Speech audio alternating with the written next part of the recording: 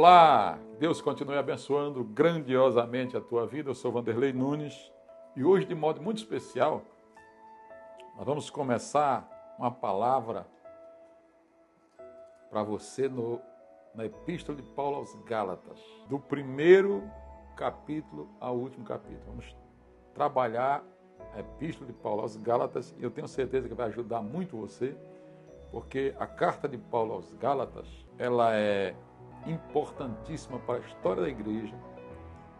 Grandes reformadores como Lutero, Calvino e tantos outros valorizaram muito, tanto Melanto como Erasmo, todas as pessoas que estavam envolvidas e que trouxeram a teologia, as suas experiências, seus conhecimentos para a igreja, para a vida da igreja, todas elas estudaram com afinco a carta aos Gálatas.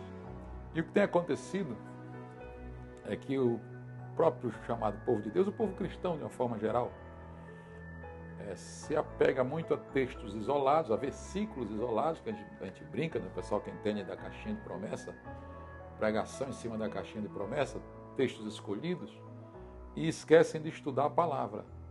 Então, estudar a carta aos Gálatas, trabalhar a carta aos Gálatas, a carta aos Romanos, é algo maravilhoso, estupendo, mas isso feito na TV. E, claro, depois estendendo isso aí para as redes sociais. Trabalhar isso com seriedade, com simplicidade, de forma bem objetiva, para trazer o que a Escritura tem para a nossa vida hoje, mas sempre olhando para trás e observando primeiro o texto bíblico, o seu contexto e a mensagem que esse texto traz para nós hoje, do século XXI. Ok? Vamos trabalhar hoje capítulo 1, versículo 1 a 5, quando se fala do apóstolo, né? O apostolado de Paulo. Entendendo aqui um pouquinho do contexto, não adianta falar muita coisa, mas o principal é que esse povo aqui, os Gálatas, eles tinham vindo, na sua maioria, do paganismo. E eles não tiveram nenhuma experiência com o judaísmo. Só que quando eles vêm para o Evangelho, Paulo prega a palavra para eles, eles são livres, batizados nas águas no Evangelho, mergulhando no Evangelho em todos os sentidos, né? E batizados nas águas também em nome do Senhor Jesus Cristo. Então, eles recebem de Paulo o Evangelho da graça e logo em seguida eles começam a receber influências do povo lá de Jerusalém, e grupos de Jerusalém que queriam que eles tivessem a experiência judaizante primeiro, como que eles vieram do judaísmo e se tornaram, como colocar assim, cristãos. Eles queriam agora que os não judeus passassem pelo mesmo processo. É aquela história que as pessoas querem que as outras sofram o que elas sofreram, passem pelo que elas passaram, mas eles achavam necessário, alguns deles que eram realmente, no amplo sentido, legalistas, queriam que eles fossem circuncidados, queriam que eles guardassem a lei e uma série de coisas.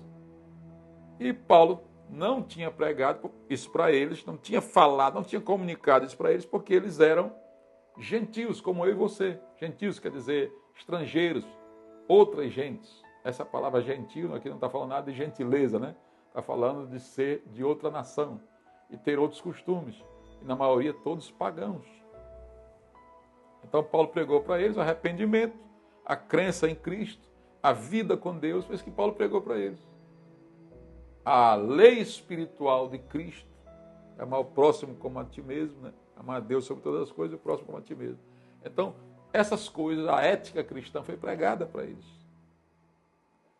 Só que vêm os irmãos lá de Jerusalém e dizem, não, vocês precisam passar, sim, ter uma imersão na fé judaica. E os que são homens vão ser circuncidados e todos terão que guardar a lei. E aí quando alguém diz, mas Paulo falou outra coisa, aí eles vêm e dizem, Paulo não é nem apóstolo, Paulo não andou com Jesus, Paulo diz que teve uma experiência, ele é um apóstolo, vamos colocar assim, né? Meia boca. Ele não é um apóstolo do quilate, da estatura de um Pedro, de um João. Não.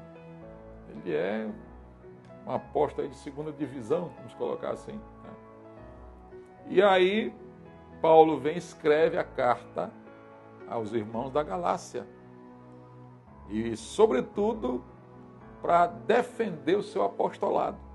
E defender também, falar também para os Gálatas a necessidade deles ficarem com o que ele passou, com o que ele entregou para aquela igreja.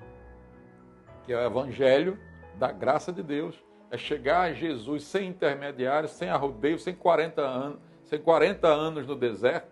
A caminhada de 11 dias, até chegar direto, sem intermediários. Você não precisa buscar de madrugada, porque o Deus que você serve ouve você o tempo todo.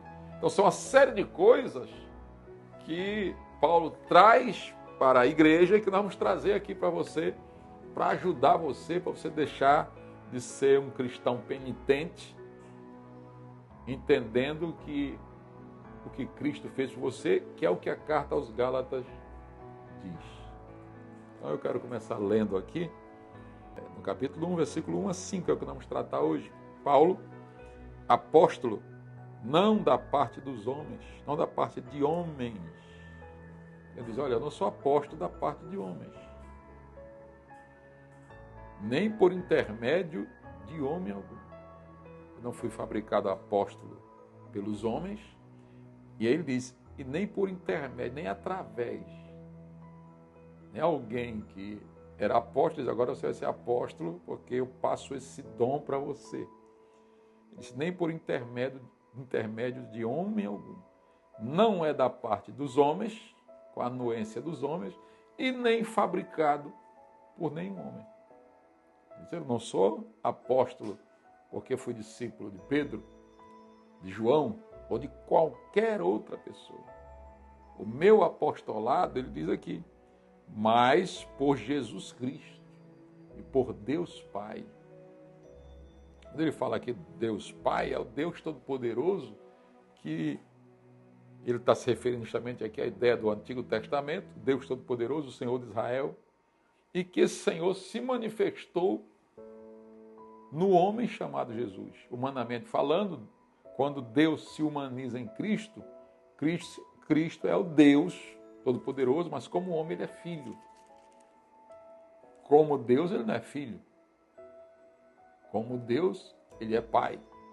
Mas humanizado, Deus humanizado em Cristo, aí sim ele é chamado Filho de Deus. É tanto que antes da encarnação você não vê em lugar nenhum Jesus é chamado de filho.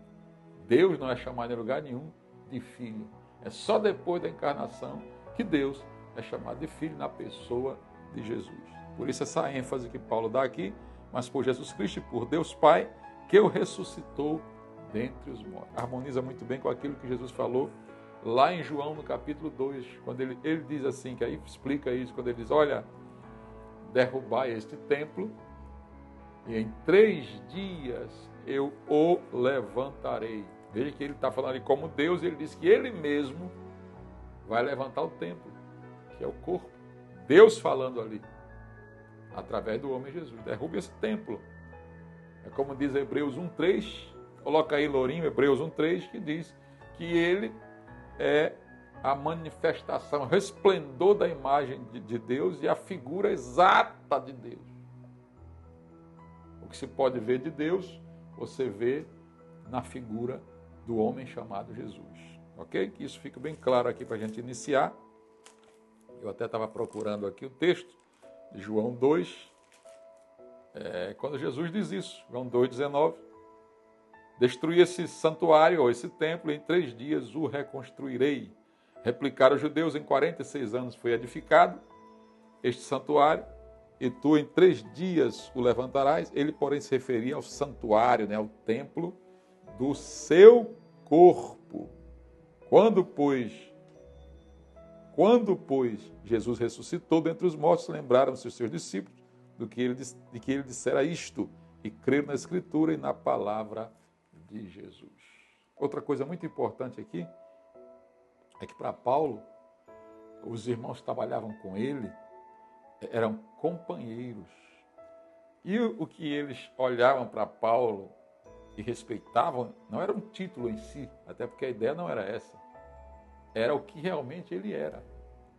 A palavra apóstolo significa enviado. Mas qualquer pessoa pode enviar alguém. Agora, o de Paulo era enviado por quem? Era enviado por Deus. E era esse o respeito. Não um título apenas, mas a pessoa que ele era, o valor que ele trazia para as pessoas, o que agregava de valor na vida das pessoas, o testemunho da vida dele em Cristo e aquilo que ele fazia.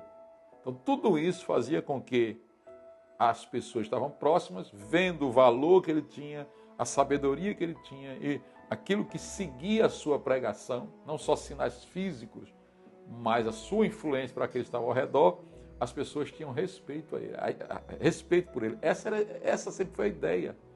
E é isso que o Evangelho coloca para nós. Então, muitas vezes as pessoas querem o título pelo título. Outra coisa, entender o que é apóstolo nas Escrituras, apóstolo é aquele que se encontrou com Jesus. Apóstolo é aquele que traz a base da pregação da fé evangélica, da fé cristã. Eu digo evangélica, é do Evangelho. Não estou aqui separando grupos cristãos, estou só colocando evangélico, quando eu falo é do Evangelho. Tá?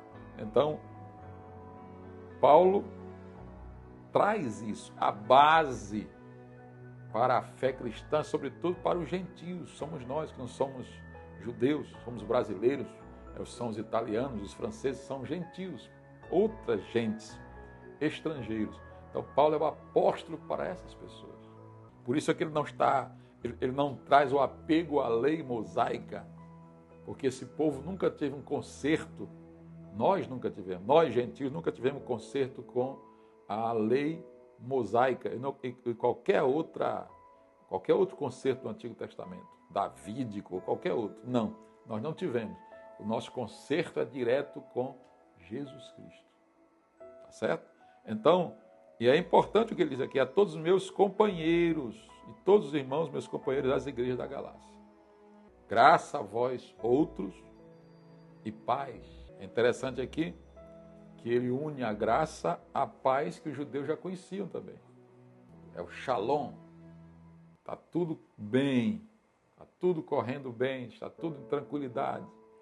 E aí ele junta isso com a graça, que é o favor de Deus dado ao homem, sem que o homem tivesse nenhum mérito para isso. Então ele diz, graça de Deus, esse favor de Deus imerecido, que é totalmente personificado na pessoa de Jesus, e a paz, que para Paulo é muito mais do que está tudo bem. Porque o judeu, a ideia do judeu é quando está em paz, é que a minha família está bem, os meus negócios estão fluindo, as coisas estão acontecendo, isso é a paz para eles, nesse contexto aqui. Só que, no contexto judaico, só que agora ganha um novo significado em Paulo. Paz não é só quando eu estou bem fisicamente, intelectualmente, emocionalmente, é quando eu tenho a certeza de que Deus está na minha vida, operando na minha vida, operando no meu coração. Eu estou em paz com Deus, pelo que Deus fez através do homem Jesus, Senhor e Salvador, entregando sua vida por mim, fazendo com que através dele, que é o templo de Deus, eu possa ir a Deus. Por isso é que Jesus disse, ninguém vem, ele não disse ninguém vai, ele disse, ninguém vem ao Pai a não ser por mim. Deus estava nele. Como diz a palavra em Coríntios, 2 Coríntios 5,19, Deus estava em Cristo reconciliando consigo o mundo. Então, Deus em Cristo reconciliando consigo o mundo. Então, essa é a ideia quando ele diz graça, favor imerecido de Deus, que me faz ir ao Senhor e receber as bênçãos dele, e a paz. Eu posso estar em toda e qualquer situação, até em situação adversa. Mas eu sei que Deus está comigo e tenho paz no meu coração, em que em outro momento Paulo vem e diz, a paz que excede, e disso que eu estou falando, que é o que Paulo cita, a paz que excede todo o entendimento, ou seja, a paz que vai além de tudo aquilo que eu penso, de tudo aquilo que eu vivo no meu dia a dia. Deus coloca essa paz no coração daquele que entendeu o que Jesus fez e quem é Jesus na sua vida. Aí ele diz aqui, o qual, falando de Jesus, se entregou a si mesmo pelos nossos pecados. É importante que nós entendamos isso. Que ele se entregou por nós. Tem gente que veio para o Evangelho e continua se culpando, enquanto que Paulo vem e diz, ele se entregou a si mesmo pelos nossos pecados. Ele está dizendo aqui claramente, ele trocou de lugar comigo e contigo, para nos desarraigar. A ideia aqui é de arrancar pela raiz, tirar deste mundo perverso. Desde que você está em Cristo, você foi desarraigado espiritualmente dessas coisas todas, deste mundo perverso, em que o mal espiritual, que você tanto tem medo e que as pessoas tentam colocar terror em você, ele não pode dizer uma palavra. Eu acho isso uma coisa absurda, porque as pessoas temem dizer uma palavra. Por exemplo, a pessoa não quer dizer a palavra diabo. Ai, pode falar isso? Eu brinco na minha casa, falo com o pessoal lá, o que diabo? Pessoal, ai meu Deus, não pode, não fala isso. Digo, gente, isso não é uma palavra mágica, não. O problema de que você falar é você viver uma vida diabólica. Então viva uma vida com Deus. É igual uma vez, se eu contar isso aqui para você, tinha um pessoal que eu conheci, e tinha um irmão que trabalhou comigo, foi maravilhoso, e ele tinha esse medo também. Eu tive experiência com algumas pessoas com relação a isso. E aí ele tinha um familiar dele, só para você ter ideia, eu vou chamá-la de Maria. Eu vou chamar a outra de Carla. A Maria foi para a casa da Carla. E aí um dia, lá na casa da Carla, a Maria ficou endemoninhada. E ela estava lá na rede. E aí vem de lá o marido da Carla. E aí quando a Carla vai falar com a Maria, ela diz assim, começa a falar, dizer, o diabo falando por ela lá que não era ela, e uma série de coisas. E aí ela ficou com medo, inclusive disse lá, olha, eu vou chamar o José, que era o marido dela, vou chamar o José. Aí a Maria disse, pode chamar, eu vim nele. E aí a pessoa que estava me contando isso, para você entender a história, ela veio me contar esse episódio e ela não dizia a palavra diabo. Até quando a mulher endemoniada lá, a Maria, começava a falar, aí a pessoa dizia para mim assim, eu sei que é o Paulo dizia para mim assim, olha, ele falou, eu ficava assim, que negócio é esse? Ele falou e contou a história. Quando a Carla falou que ia chamar o José, e aí ele falou, ele veio nele. E eu digo, mas você está falando o quê? Aí foi que ele foi me dizer que ele estava dizendo era o diabo, porque não podia dizer a palavra diabo.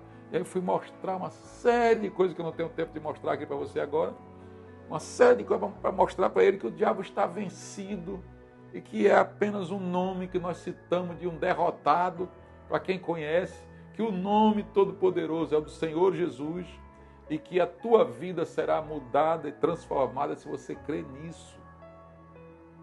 E que você tem tanta coisa para se preocupar, em lugar de se preocupar em uma palavra que você diz chamando, falando a palavra diabo. Entendeu? É isso que você tem que compreender, entender, para a glória de Deus, para ser bênção de Deus. Você ser bênção e a tua vida ser bênção. Como Paulo diz aqui. Ele se entregou a si mesmo pelos nossos pecados, para nos desarraigar deste mundo perverso, segundo a vontade de nosso Deus e Pai, a quem seja glória pelos séculos dos séculos. Amém. Não tem mais temor.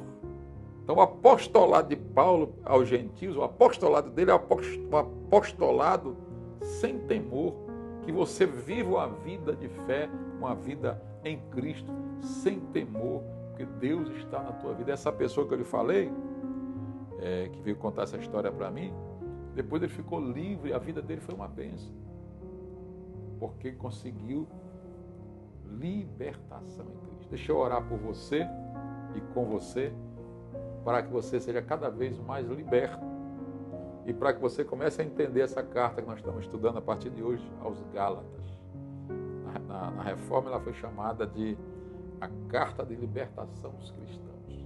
Que seja assim para você também. Oremos. Senhor nosso Deus, te dou graças por esse momento, por essa oportunidade e te peço uma bênção especial para essa pessoa que está conosco aqui, que está nos assistindo, está orando conosco, e que essa palavra tenha vindo realmente em encontro ao seu coração, à sua vida, ao seu entendimento, que a vida dela seja abençoada, seja transformada, que todo o temor vá embora e que ela possa crer verdadeiramente naquilo que tu fizeste e do teu Espírito que está na vida dela.